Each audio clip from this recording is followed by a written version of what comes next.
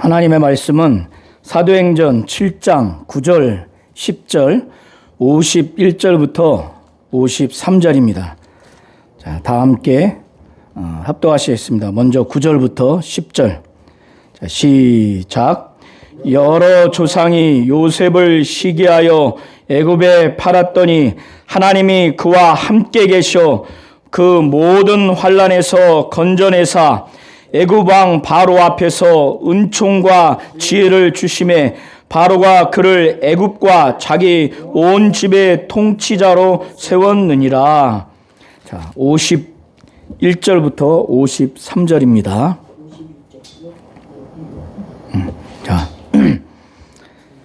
자, 시작.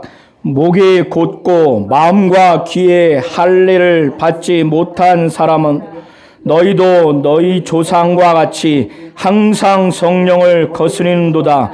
너희 조상들이 선지자들 중에 누구를 박해하지 아니하였느냐? 의인이 오리시라 예고한 자들을 그들이 죽였고 이제 너희는 그 의인을 잡아준 자요 살인한 자가 되나니 너희는 천사가 전한 율법을 받고도 지키지 아니하였도다 하니라. 아멘. 하나님은 은혜를 베풀어 주시는 분이십니다. 하나님은 믿음이 있고 신실한 자들과 하나님이 함께 하시고 그가 환난 가운데 있을지라도 그를 환난 가운데서 건져내 주시고 또 하나님이 그와 같은 자들에게 은총과 지혜를 주셔서 영적인 것뿐만 아니라 이 세상에서도 잘 되도록 하나님이 복 주시는 분이 바로 하나님이십니다. 오늘 사도행전 7장 1절부터 53절을 보실 때는 이스라엘의 역사를 시간 순서대로 스데반이 지금 변론하거나 설교하는 것이 아니고 이스라엘 역사 중에서 지금 스데반이 자신이 지금 사내들인 공회에 범죄 혐의를 가지고 잡혀와서 지금 재판을 받고 있는 중에 자기의 혐의 내용이 모세를 모독하고 하나님을 모독했다고 이 두 가지 혐의 사실로 붙잡혀 왔어요. 그러니까 율법을 거스리고 또 성전을 거스리는 말을 한다고 말하는 거예요. 이 성전을 예수께서 헐라고 했다. 스데반이 자기가 예수의 말씀을 동의해서 그 말을 했다는 거예요. 그리고 예수께서 모세가 전해준 규례를 고치겠다. 이 말을 스데반이 동의해서 지금 유대인들에게 이 말을 했다고 해서 지금 붙잡혀 온 거예요. 그러면 스데반은 자기가 살려면 모세를 모독하지 않았다. 하나님을 모독하지 않았다고 그냥 바로 아니다. 예수 노만 간단하게 말하면 될 거라고 생각하지 않습니까? 그런데 우리 성도님들이 7장 2절부터 50절까지 보면 긴 반문을 제기해요. 영적으로는 설교를 합니다. 굉장히 길어요. 아브라함부터 솔로몬에 이르기까지 이스라엘의 역사를 개괄적으로 지금 말하고 있는데 사건의 흐름대로 시간의 순서대로 말하는 것이 아니고 이 설교를 통해서 스데반이 예수를 증거하고자 하는 예수 중심의 이스라엘의 역사를 지금 말을 하려고 하는 거예요. 예수 중심으로 이스라엘의 역사를 지금 자기가 지금 법정에서 71명과 이것을 방청하는 사람들에게 복음을 증거하기 위해서 이 예수의 복음에 대해서 이 예수에 대해서 이들이 얼마나 불신앙적으로 불순종하면서 되어 있는지 그들과 그들의 조상들이 어떠한 자인가에 대한 그들의 죄악을 폭로하기 위해서 이 이스라엘의 역사를 보셔야 되는 거예요. 51절부터 53절 이 결론을 말하고자 지금 말을 하는 거예요. 이것 때문에 스데반이 돌로 맞아서 순교를 하게 된 거예요. 자, 51절부터 53절을 다시 한번 읽어보시면서 오늘 다음 주 설교를 들을 때 이 긴 얘기를 이스라엘 역사를 재밌다. 내가 모르는 걸 들었네. 이 차원에서만 생각하지 마시고 이걸 말하려고 스데반이 지금 긴 설교를 한 거예요. 이거 되게 깁니다. 자, 다시 한번. 그래서 저와 우리 성도님들도 이것을 적용을 하셔야 돼요. 자, 다시 한번 읽겠습니다. 시작. 목이 곧고 마음과 귀에 할례를 받지 못한 사람들아, 너희도 너희 조상과 같이 항상 성령을 거스리는도다. 너희 조상들이 선지자들 중에 누구를 박해하지 아니하였느냐? 의인이 오시리라 예고한 자들을 그들이 죽였고 이제 너희는 그 의인을 잡아준 자요 살인한 자가 되나니 너희는 천사가 전한 율법을 받고도 지키지 아니하였도다 하니라. 아멘. 목이 곧다고 하는 것은 교만하고 자만하다는 거예요. 그런데 하나님과 하나님 말씀 앞에 목이 곧은 자는 어떻게 되겠습니까? 지금 스데반이 너희들의 조상이 목이 곧은 조상이라고 말하는 거예요. 지금 너희들도 목이 곧다고 말하는 거예요.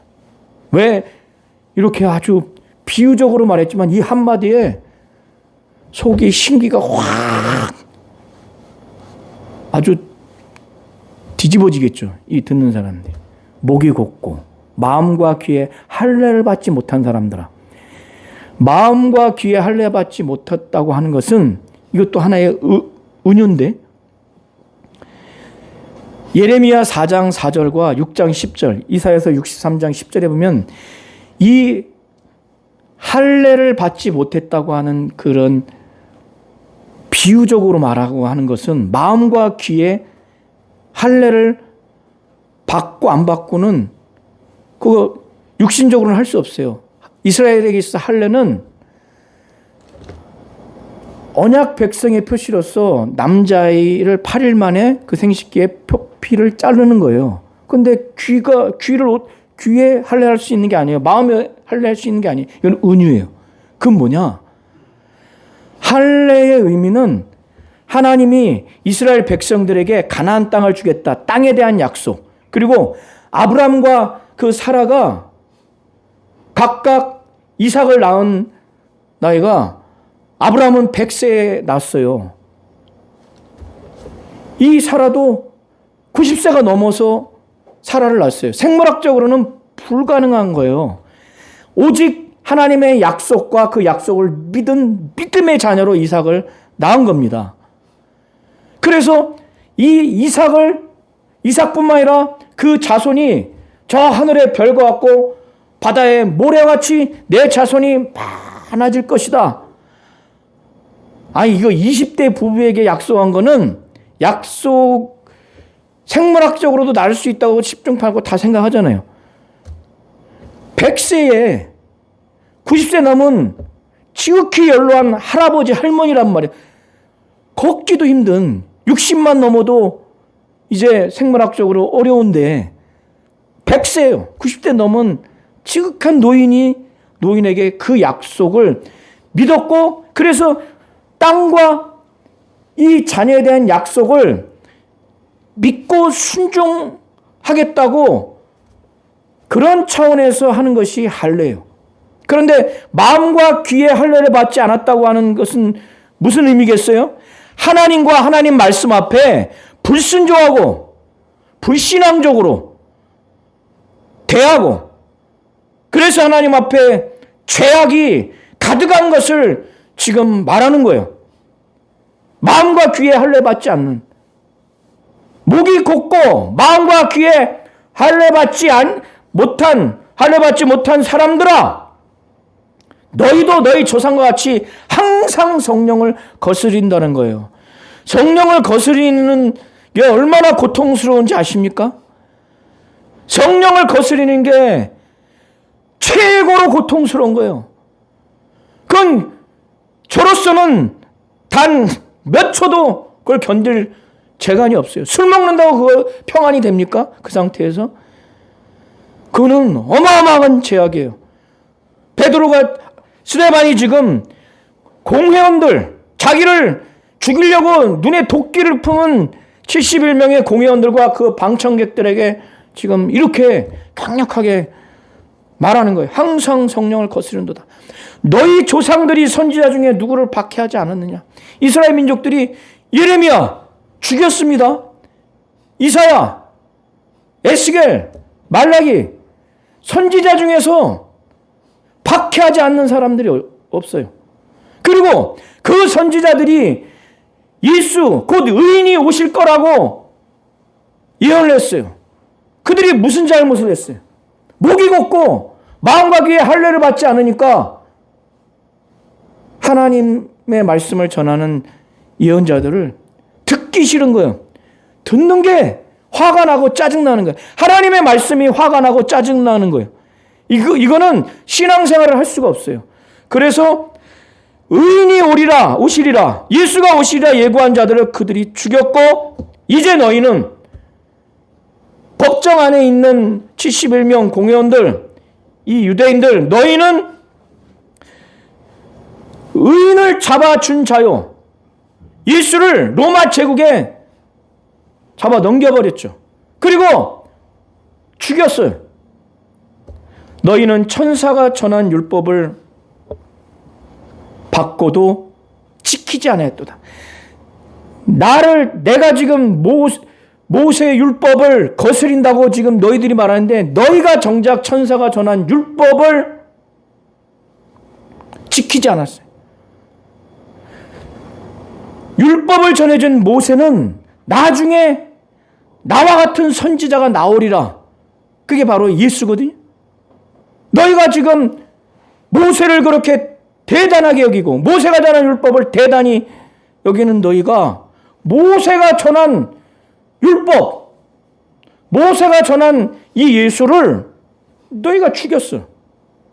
너희가 천사가 전한 율법을 지키지 않았도다. 이것뿐만 아니에요. 그들은 육체로는 지키려고 할지언정 마음의 문제는 그들은 지키지 않은 거예요. 자, 이런 시각으로 이거를 말하고자 이들의 목이 곱고 마음과 귀에 할례받지 않냐고 그들의 조상이나 너희들이나 항상 성령을 거스리고 너희 조상들이 선지자들을 박해하고 죽이고, 그리고 그 선지자들이 오리라고 한 의인 이 예수를 너희가 죽이려고 잡아서 죽여서 너희가 정작 천사가 전한 율법을 지키지 않았도다. 이 그들의 불신앙과 불순종의 면면을 지금 말하려고 이 긴 역사를 말하는 거예요. 이해하시겠죠? 결론부터. 자, 7장 1절부터 보세요. 법정 안에서 대제사장이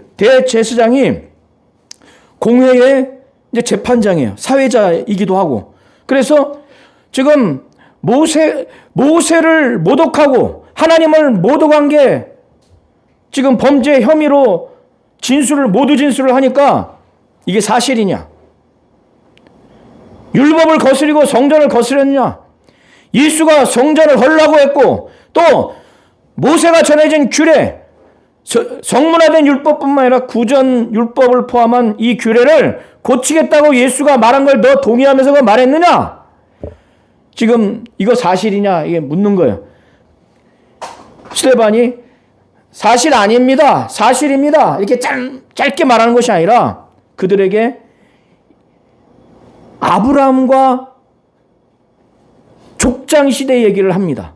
그리고 요셉과 애굽 시대 얘기를 해요. 그리고 모세와 광야 시대 얘기를 하고 다윗과 솔로몬 중심의 왕국 시대를 얘기합니다. 오늘은 다윗과 족장 시대와 요셉과 애굽 시대 이야기를 하는데, 하나님이 아브라함에게 그가 어느 땅에 있든지 어떠한 상황에 있든지 그와 함께 하시고 그에게 약속하시고 그리고 그 약속한 것을 아브라함에게 믿음으로 그거를 순종하도록 한 그 모습을 말합니다. 하나님이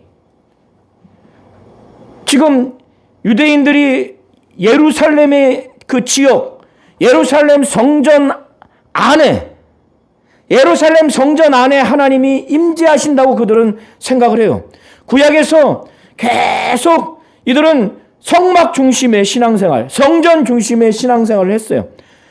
그래서 지금도 유대인들은 이거 예루살렘의 그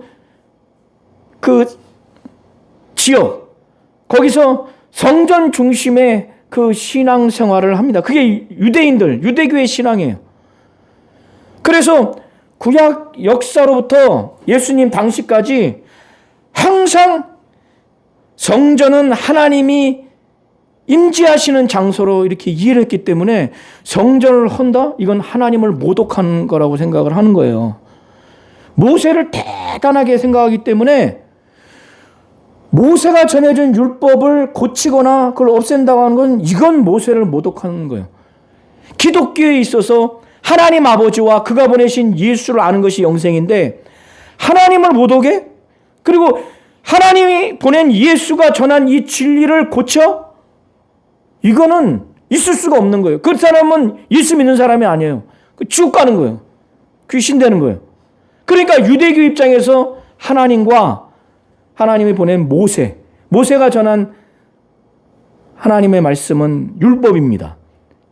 그러니까 이 율법을 고치겠다, 성전을 헐겠다, 이건 모세를 모독하고 하나님을 모독하는 거예요. 그런데 스데반은 이 아브라함이 있던 시대가 족장 시대거든요. 이 얘기를 하면서 아브라함이 어느 지역에 있든 아브라함의 아버지가 데라입니다. 데라예요. 데라가 지금 하란에 있기 전에 메소포타미아에 있습니다. 이건 갈대아 우르라고도 합니다. 그때 하나님이 아브라함에게 내 친척, 내 고향을 떠나서 내가 내게 보일 땅, 가나안 땅으로 가라. 그때 하나님이 이미 말씀을 하셨어요. 그때 하나님이 함께 하셨어요.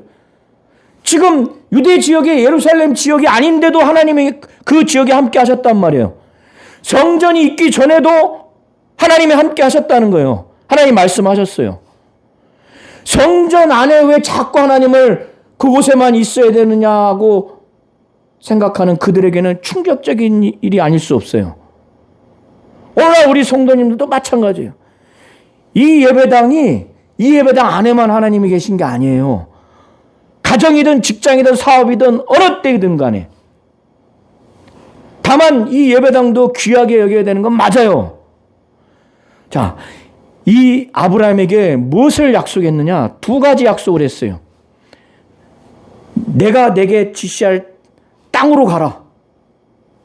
땅에 대한 약속을 했어요. 그리고 자손에 대한 약속을 했어요. 아까 말씀드린 것처럼 100세에 사라가 90세가 넘는 지극히 연로한 할아버지 할머니에게 아들이 나올 것이다. 이건 인간적으로 이해할 수가 없어요. 그러니까 인간적으로 볼 때 이건 웃을 일이에요. 그래서 사라가 웃었어요. 웃었어. 하나님이 너 웃었다. 아니, 안 웃었어요. 웃었어. 기가 막히잖아요, 인간적으로. 아브라함을 저녁에 밖으로 해서 저 하늘의 별을 봐라. 우리가 시골에 가면은 별이 어마어마하죠. 네 자손이 저와 같을 것이고 바다의 모래와 같을 것이다. 100세, 99세 될 때까지 그게 인간적으로 믿을 수가 있어요? 사라가 90세 넘었는데 믿을 수가 있느냐고. 그래서 땅을 주겠다고 하는 것은 전쟁을 해야 돼요. 이 창세기 11장 이후에 읽어보면은 아브람과 그 조카 롯이 이제 여행을 떠나는데 그때 자손이 몇 명 없어. 그런데 자기가 가야 되는 그 지역에는 어마어마한 사람들이 있어요. 군대들이 있는데 그 땅을 차지한다고요? 오늘날 우리 성도님들 일가 친척을 다 모아서 우리가 전 세계 어떤 나라 하나 빼앗을 수 있어요? 인간적으로? 우리 성도님들 가족 다 모아서 한 100명이라고 치면 이 100명 가지고 어떤 나라를 차지할 수 있어요? 그런데 이 불가능한 것을 하나님이 아브라함에게 약속을 했다니까요. 땅에 대한 약속, 자손에 대한 약속. 도무지 인간적으로 믿을 수 없는 거예요. 근데 하나님은 그걸 믿으라고 하는 거예요. 그 믿음의 표시로 하나님이 내가 자손을 주겠다, 내가 땅을 주겠다고 하는 그 약속을 하나의 표시로 준 게 바로 할례예요. 너희들은 이걸 지켜라. 그리고 아브라함이 그것을 믿음으로 행했어요. 그래서 아브라함의 자손, 바로 아브라함이 100세 때 낳은 아들이 이삭이에요. 그 8일 만에 할례를 했습니다. 이삭이 야곱을 낳고 또 야곱이 12아들을 또 낳았어요. 그렇게 자손에 대한 약속이 이제 이루어집니다. 그때 땅과 자손에 대한 약속의 표시로 할례를 행하도록 한 거예요. 그리고 하나님이 약속한 걸 내가 믿어야 된다고 하는 그 믿음의 순종의 표시로 할례를 하는 거예요. 그런데 어느 순간에 어느 때부터 이 할례가 형식적으로 돼버린 거예요. 마음과 귀에 할례를 받지 못한 사람들아 했을 때는 하나님의 말씀을 아브라함과 같이, 이삭과 같이, 야곱과 같이 믿음으로, 순종으로, 신앙을 가지고 그렇게 복종하고 순종하는 표시로 받아야 되고 그렇게 돼야 되는데 하나님과 하나님 말씀에 대해서, 하나님이 보낸 선지자에 대해서 그렇게 하지 않았다고 지금 책망을 하고 있는 겁니다. 그런데 아브라함에게 준 그 약속이 오늘 약속한 다음에 내일 이루어진 게 아니에요. 그리고 순탄하게 이루어진 게 아니에요. 우리 성도님들이 창세기를 읽어보시면 하나님이 아브라함에게 내게 자손이 많아질 것이다 했을 때 그 약속은 100세가 내일 된다면 오늘 한 게 아니에요. 15년이 넘은 시점에 약속을 한 거예요. 한 약속을 14년, 5년 이상 후에 그게 이루어졌어요. 그것도 그 당시에 70세가 넘은 할아버지에 향해서 약속을 한 거예요. 그리고 땅에 대한 약속도 마찬가지예요. 그 땅을 약속받고 조카하고 갔습니다. 그러나 아브라함과 그 수하에 있는 목자와 그 짐승들이 있어요. 근데 자기 조카인 롯과 그 롯의 수하에 있는 목자와 그 짐승들이 있어요.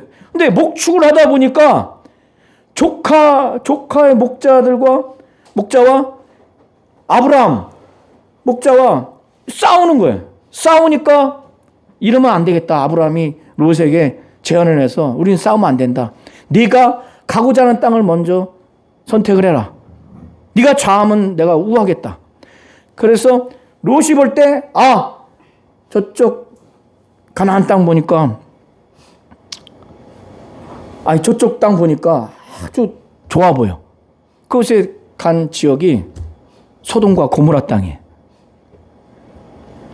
그런데 거기에 그 지역이 어마어마하게 타락을 해서 하나님이 결국에는 거기를 나중에는 이제 멸망시키는데 그 전에 이 롯과 롯 자손들이 그 소돔과 고모라 지역에 있는 지역에 다른 민족이 침략을 해서 롯도 끌고 가버렸어.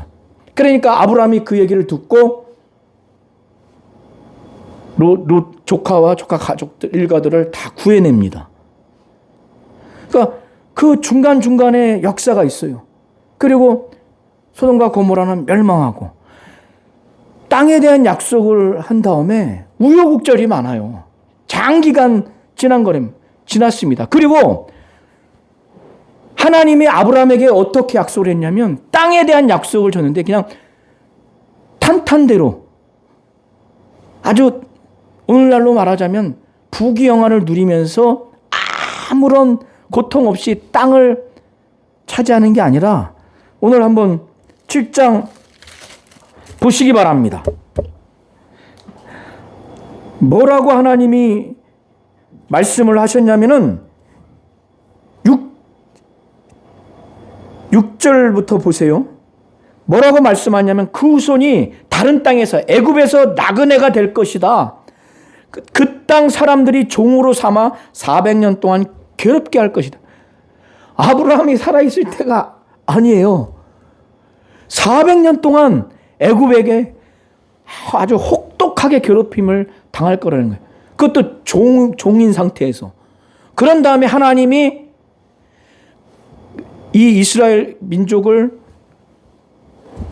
박해한 것을 하나님이 심판한 후에 하나님이 거기서 끄집어내셔서 바로 가나안 땅에 옮기게 하셔서 거기서 나를 섬기리라 이 예언을 한 거예요. 모든 게 잘 되고 잘 될 것이다가 아니에요. 그것도 짧은 게 아니에요.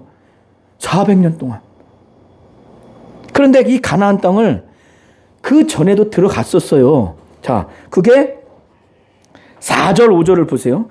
아브라함이 갈대아 사람의 땅을 떠나 갈대아 우르를 떠났어요.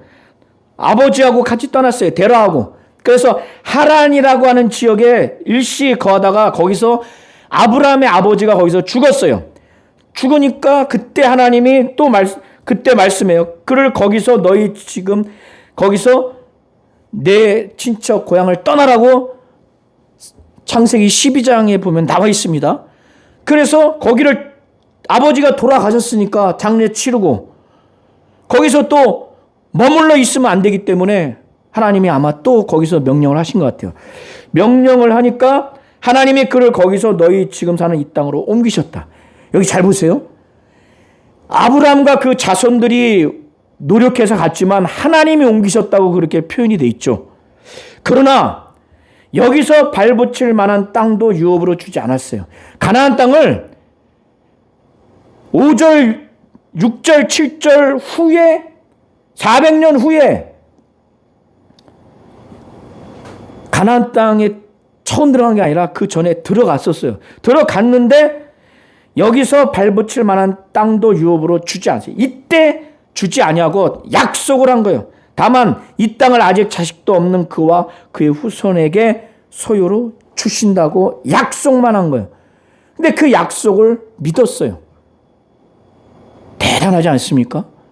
이때는 성령도 받지 않는 사람들인데 400년 넘게 갈라디아서에 보면은 430년이라고 나와 있어요. 400년 내지는 430년 동안 이 이스라엘 아브라함 이후 이삭, 야곱 12아들 그 사람들이 이걸 믿었어요. 물론 그 중에 불신앙과 불순종으로 대한 사람들도 있죠. 자, 그런 다음에 이제 지금까지 말씀드린 게 이제 8절까지의 내용입니다. 자, 9절부터 16절을 잘 보시기 바랍니다. 자, 이렇게 이제는 아브라함이 죽었고 이삭도 죽었고 이제 야곱과 그 12아들이 가나안 땅에 살고 있어요. 그런데 아까 말씀드린 것처럼 이때 하나님이 이 가나안 땅을 준 게 아니에요. 여기서 잘 이해하셔야 돼요. 약속을 받았지만 그러면은 지금 살고 있는 이 가나안 땅 하나님이 약속 준 것이냐? 아니야. 이제 요셉을 하나님이 애굽으로 옮기셔서 그 다음에 야곱과 그의 형제들 11명이 애굽으로 들어가서 거기에서 이스라엘 민족이 많아진 다음에 거기서 400년 동안 학대를 받고 하나님이 바로 왕을 많은 재앙을 내려서 거기서 모세라고 하는 사람을 통해서 출애굽시켜서 가나안 땅에 들어가도록 한 거예요. 지금 야곱과 그 12아들은 오해할 수도 있지 않아요? 지금 있는 곳이 가나안 땅인데 지금까지 올 때 아브라함은 고생을 했어요. 이걸 잘 이해하셔야 돼요. 그것도 400년 동안, 내지는 430년 동안 애굽에서 혹독하게 학대를 당하다가 이게 인간적으로는 견딜 수 없는 믿음이에요. 견딜 수 없는, 이해할 수 없는 하나님의 뜻이에요. 우리가 성경을 통해서 이 짧은 구절 안에 벌써 창세기, 출애굽기 쭉 여호수아를 읽다 보면 그 짧은 책을 통해서 400몇 년을 쑥 지나간 거예요. 우리가 그 시대에 살았다고 생각을 해보세요. 이거 믿을 수 있겠느냐 이거 기대할 수 있겠느냐 이거예요. 지금 가나안 땅에 있으니까 이때인가 보다. 아니라는 거예요. 그래서 아브라함에게 약속했고 아브라함과 함께 했어요. 메소포타미아, 갈대아 우르 지역에 있을 때도, 하란에 있을 때도, 지금 일시적으로 가나안 땅에 있을 때도, 소돔과 고모라가 멸망하는 그 사건을 목격한 아브라함, 거기에 우여곡절이 있는 이런 모든 걸 겪을 때도 하나님은 함께 하셨다는 거예요. 예루살렘 지역에만, 성전에만 있는 게 아니라는 거예요. 그리고 오늘 요셉을 보면은, 야곱에게는 4명의 아내가 있어요. 그 중에 가장 사랑하는 아내가 라헬이에요. 라헬을 통해서 낳은 아들이 요셉과 베냐민이에요. 창세기 36장 이후부터 읽어보면은 야곱이 이 요셉을 너무너무 사랑해. 한 가족에 12형제가 있는데 요셉을 사랑해서 다른 형들과 비교해서 사랑하니까 좋은 옷을 입혔어요. 채색 옷으로. 그러니까 형들이 요셉을 싫어하는 거예요. 미워하는 거예요. 그런데 요셉이 형들이 잘못한 게 있으면 아버지한테 또 얘기를 해요. 그런데 요셉이 꿈을 2개를 꿨어요. 그 첫 번째 꿈이 뭐냐면, 꿈을 꿨는데 이 꿈 얘기를 또 형들한테 하네. 형들한테 가서 꿈 얘기를 해. 첫 번째 꿈이 뭐냐? 형들하고 나하고 곡식단을 딱 묶었다. 근데 내가 묶은 곡식단을, 땅과 형들이 묶은 곡식단들이 있는데, 내가 묶은 곡식단을 향해서 형들이 묶은 곡식단이 다 절을 하더라. 그러니까 형들이 알아들어요, 못 알아들어요? 알아들어요. 내가 우리의 왕이 될 거냐? 신기가 안 좋은 거야. 그 꿈 얘기를 듣고 더 미워해 버리는 거야. 그런데 그 다음에 또 꿈을 꿔. 무슨 꿈을 꾸느냐? 이 꿈 얘기를 또 했는데 아버지한테도 또 했어. 엄마도 다 알아들었겠죠. 꿈을 꿨는데 해와 달과 별 11개가 있는데 나한테 절하더라. 그러니까 이제 야곱도 화를 내는 거야. 그러니까 이제 형들이 더 미워했겠죠. 그러다가 어느 날 야곱이 형들이 들에서 양치고 있는데 가봐라 해서 보냈어요. 보내니까 그 형들이 엄청나게 막 화가 나는데 죽여야 되겠다 해서 형들이 작정을 해. 죽여야 되겠다. 그런데 거기서 루벤이 죽이지 마라. 그래서 구덩이를 파서 옷을 싹 벗기고 거기다가 집어넣었어요. 그런데 보니까 저기 이스마엘 사람이 와. 그들한테 팔아야 되겠다. 은 20에 팝니다. 근데 거기서 유다 그 형제 11전 중에서 이것을 반대한 사람은 루벤하고 유다예요. 그러니까 결국에는 팔려갔어요. 하려 갔는데 그들이 이제 아버지한테 뭐라고 거짓말을 했냐면 그 요셉의 옷에 염소를 죽여서 피를 거기다 묻힌 다음에 아버지한테 요셉이 죽었습니다. 짐승한테 물어 뜯겨서 죽었습니다. 야곱한테 야곱이 너무 충격받아가지고 자기 아들 11명이 있는데 나머지 11명으로 위로가 안 돼. 내가 내 아들 요셉이 죽은 곳에 수월에 내가 가야 되겠다 할 만큼 그런 상황이에요. 그런데 요셉이 애굽에 끌려갔습니다.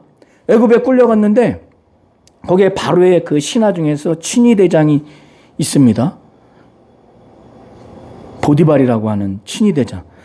거기서 일을 하는데 이 사람이 일을 너무 잘해. 근데 우리 성도님들이 거기서 잘 보셔야 돼요. 오늘 9절부터 10절에 보세요. 그래서 여러 조상이라고 하는 것은 자기 형들을 두고 말하는 거예요. 시기에서 애굽에서 팔았어. 근데 애굽에 갔는데 이 요셉은 하나님이 함께 하시고 모든 환난 가운데서 건져내 주시고 그에게 은총과 지혜를 주시니까 그냥 세상적으로 일을 잘하는 것이 아니라 하나님이 함께 하시고 모든 환난 가운데서 하나님이 건져내 주시고 은총과 지혜를 주셨어요. 하나님이 이렇게 함께 하시고 도와주시고 건져주시는데 그 사람이 잘 되겠어요? 잘 안 되겠어요? 당연히 잘 되는 거예요. 그러니까 애굽에 있는 사람도 믿음이 없는데도 이거 하나님이 함께 하시는구나. 하나님이 함께 하시는 그 결과를 볼 수 있을 정도로 느낄 수 있을 정도로. 그래서 이 보디발이 총무로 삼았습니다. 자기 집에 모든 걸 다 맡겼어요. 그런데 이 보디발의 아내가 요셉을 보니까 너무 아름다워. 너무 용모가 뛰어나. 그래서 여러 번 동침하자고 막 꼬시는데도 요셉은 절대 안 넘어가. 어느 날 사람이 아무도 없는데 일하러 들어갔는데 그 보디발의 아내가 강제로 동침하려고 했다가 뿌리치고 도망가는데 이 요셉의 옷이 거기에 남겨졌어요. 그러니까 이 아주 사악한 이 여자가 자기 남편에게 사람들에게 봐라. 이 히브리 사람이 자기를 겁탈하려고 했다. 이 거짓말을 한 거예요. 성폭행범으로. 그래서 이 보디발이 화가 나가지고 자기 집에 있는 옥에 집어넣은 거예요. 얼마나 억울합니까? 근데 감옥에 들어가는데 감옥에 간수장이 있을 거예요. 그 감옥을 책임지는, 오늘날로 말하면 우리 교도소장이라고 할까요? 그런데 거기서도 일을 잘해. 하나님이 함께 하시니까. 모든 환난 가운데서 건져주시고 은총과 지혜를 주시니까. 그러니까 요셉에게 그걸 다 맡긴 거예요. 감옥에서도.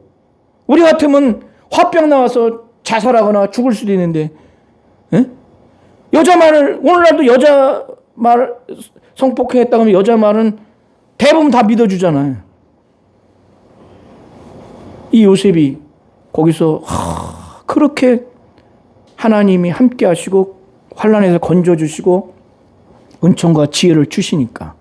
그런데 바로의 왕 중에서 술 맡은 그 관원장, 그리고 떡을 굽는, 우리나라 말로 빵을 굽는 관원장이 범죄를 저질러서 바로 왕이 좌천을 시켜버렸어요. 그래서 그 요셉에 있는 감옥에 넣은 겁니다. 그리고 요셉에게 말하기를 이 두 관원장이 그래도 고위직이니까 섬겨라. 그런데 너무 잘 섬기는 거예요. 그런데 요셉이 어느 날 딱 보니까 이 두 관원장 얼굴빛이 되게 안 좋아. 뭐 때문에 그렇습니까? 하니까 이 두 사람이 각각 꿈을 꿨는데 이게 도무지 무슨 꿈인지 모르겠는 거야.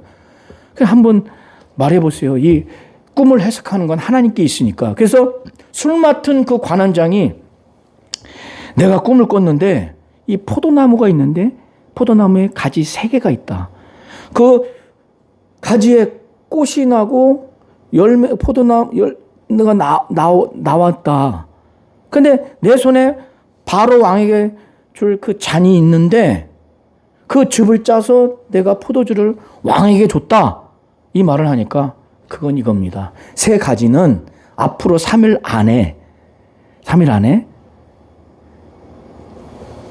당신이 바로에게 이제 쉽게 얘기하면 복직할 것이다.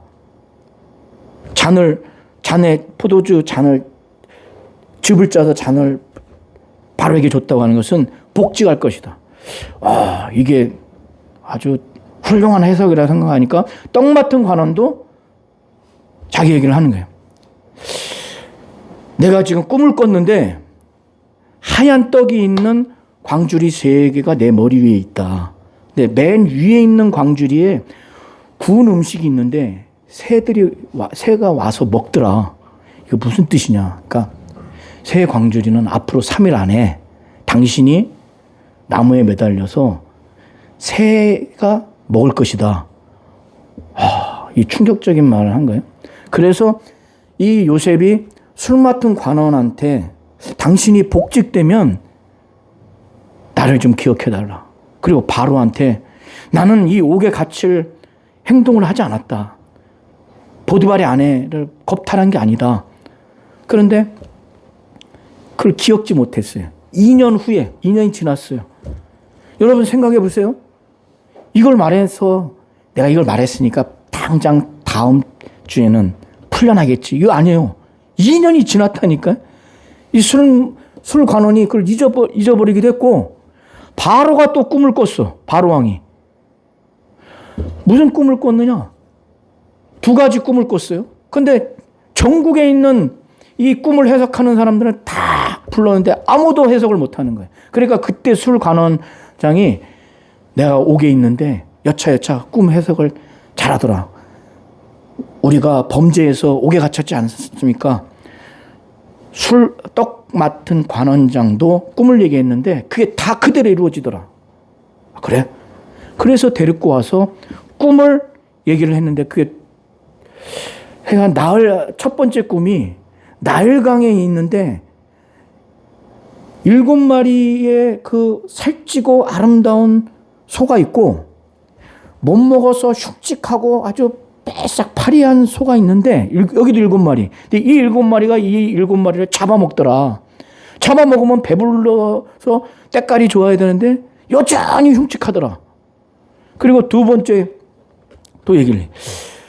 곡식 줄기가 있는데 아주 풍성한 그 이삭 7이 달려있는 이 곡식이 있고 이쪽에는 곡식이 맺혀지지 않는 아주 바람에 동풍에 마른 그 곡식 가지가 있더라. 근데 이것을 먹어버리더라. 삼키더라.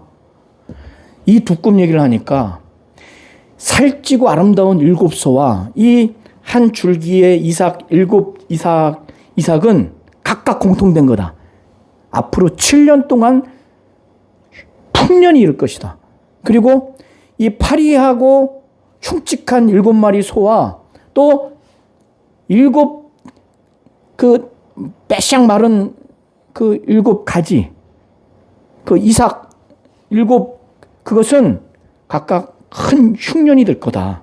그러니까 앞으로 14년 동안 7년이 풍년이 들고 7년이 흉년이 될 것이니까 이 7년 풍년 동안 곡식을 막 저장을 해라. 이것을 할 수 있는 지혜로운 사람을 세우라 하니까 바로가 이 얘기를 딱 듣고 너 같은 사람이 없다. 네가 다 맡아라. 그래서 아예 도장까지 다 줘요. 다. 그런데 바로가 하나님이 함께 하신 걸 느껴요. 그렇게 돼서 요셉이 애굽 총리가 됐어요.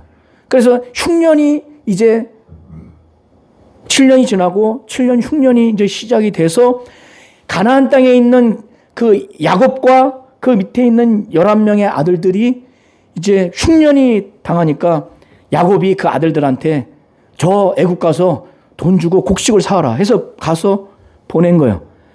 요셉이 형들 보니까 억장이 무너지겠죠. 너무 기뻐서. 창세기 보면은 바로 자기 신분을 노출하지 않고 자기 자기 동생 베냐민을 너무너무 보고 싶은 거예요. 그리고 자기 아버지 안부도 물어요. 잘 계시냐. 근데 형들은 몰라. 그런데 다시 보내서 그 동생을 베냐민을 보고 싶어서 다시 오도록 그냥 그 목적으로 협박을 해요. 안 데리고 오면은 화를 당할 것이다. 이렇게 해서 보냅니다. 돈도 싫고 보내요. 보내서 먹고 또 계속 흉년이 지나니까 아버지 야곱이 자 다시 가서 또 곡식을 사오라 하는데 이 나머지 아들들이 베냐민을 안 데리고 가면은 우리가 화를 당합니다. 하니까 야곱이 요셉도 잃었는데 베냐민까지 잃을 수 있느냐 하다가 먹고 살아야 되니까 내 아들 베냐민이 잃어버린다 할지라도 데리고 가라 해서 간 겁니다. 두 번째 보냈을 때 요셉이 자기 신분을 얘기를 해요. 형들한테. 나 요셉이다. 베냐민한테도 얘기해. 그러니까 막 엉엉 울고 막 오열하겠죠. 막. 근데 이 형들은 두려워할 수도 있겠죠. 형들한테 말이에요. 두려워하지 말라고. 요셉은 보복 심리가 없어요. 하나님이 형과 우리 가족들을 구원하기 위해서 나를 먼저 보낸 거다. 아, 이게 영적으로 그렇게 말하는 거예요. 영적으로. 어떤 사건을 볼 때 이렇게 말할 수 있습니까? 그가 얼마나 고생하고 성폭행범으로 매도당하고 감옥살이하고 술관원한테 꿈 해석한 다음에도 2년 후에 나왔다니까요. 자기 형들을 봤는데. 그런데 바로 왕이 요셉의 친척이 가나안 지역에 있다고 하니까 그리고 지금 온 사람들이 자기 형제들이라고 하니까 얼마나 좋아해요.